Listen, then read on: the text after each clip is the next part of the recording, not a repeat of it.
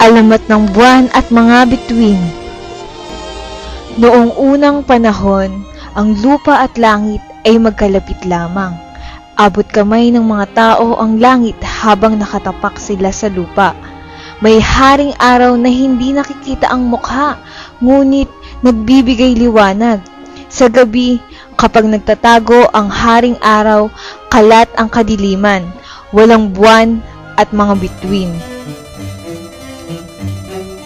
Sa isang bayan sa gitnang bahagi ng kapuluan, mayroong mag-impo na namumuhay ng tahimik. Si Tala ay nagdadalaga na, samantalang ang kanyang impo ay matandang-matanda na. Nang sabay na mamatay ang kanyang mga magulang, pinamanahan si Tala ng kanyang amang Sibuan ng gintong suklay na bakurba ang hugis. Ang kanyang inang si Bituin naman ay nag-iwan sa kanya ng kwintas, mga butil ng ginto na tinuhog sa pisi na yari sa abaka. Mula nang siya ay maulila, hindi na hinuhubad ni Tala ang gintong suklay at kwintas, maliban kung naliligo siya sa sapa. Bago siya lumusong sa tubig, ay gustong-gusto niyang sinasalamin ang sarili sa malinaw na tubig. Humahanga sa kinang ng kanyang suklay at kwintas. Laging ipinapaalala sa kanya ng suklay at kwintas ang kanyang mababait at mapagmahal na mga magulang. Upang mabuhay sila ng kanyang impo, tumatanggap si Tala ng gawain bilang magbabayo. Nung panahong iyon, ang mga ohay ng palay ay binibigkis pagkatapos gabasin. Ibinibilad ang mga ito sa ilalim ng araw, at kapag ganap ng natuyo, ay saka binabayo upang iihiwalay ang mga butil sa mga uhay. Sa bakuran ni Tala ay laging nakahanda ang lugar na kanyang pagbabayuhan.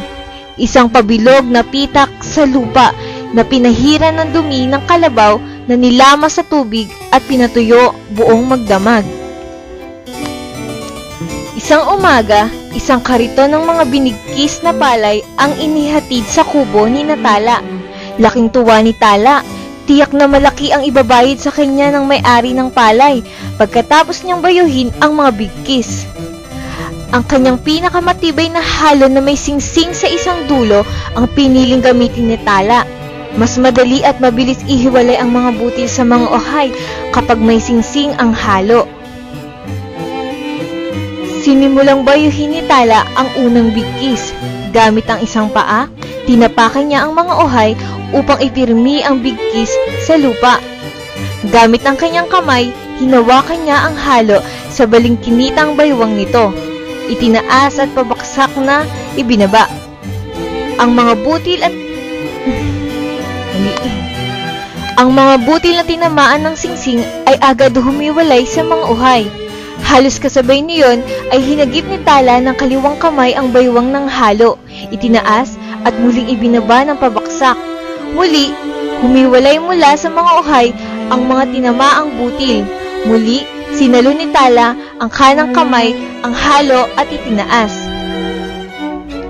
Paminsan-minsan ay iniigit pabaliktad ng kanyang paa ang bigkis at pagkaraan ng ilang sandali ay nagbabayo na siya ng may ritmo.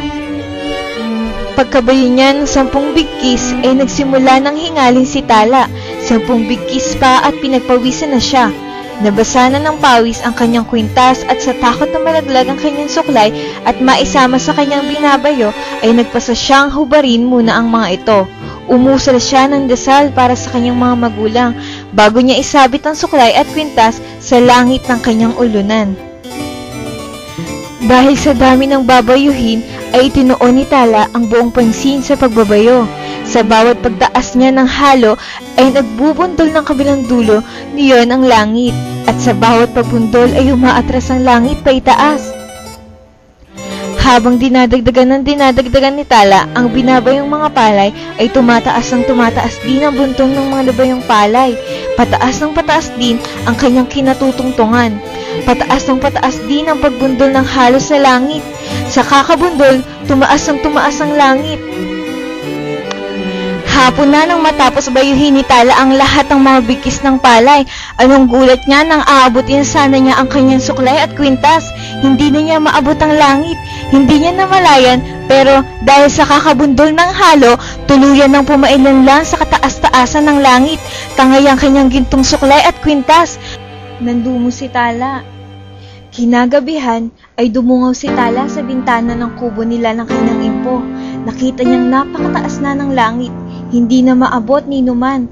Ngunit napakangiti siya nang makita niyang kumikinang pareho ang kanyang gintong suklay at mga butil ng kanyang kwintas na nakasabit sa madilim na kalangitan. Natuwa na rin siya dahil hindi man niya nabawi upang maisuot muli ang mga alaala ng kanyang mga magulang. Nakikita naman niya ang mga ito gabi-gabi. Ibinigay ni Tala ang pangalan ng kanyang ama sa suklay na may gininto ang sinag at ang pangalan ng kanyang ina sa mga kumukurap-kurap na gintong butil ng kanyang kwintas. Sa pagdaan ng panahon, ang buwan ay naging buwan at ang bituin ay naging bituin at diyan nagsimula ang pagkakaroon ng buwan at mga bituin sa gabi.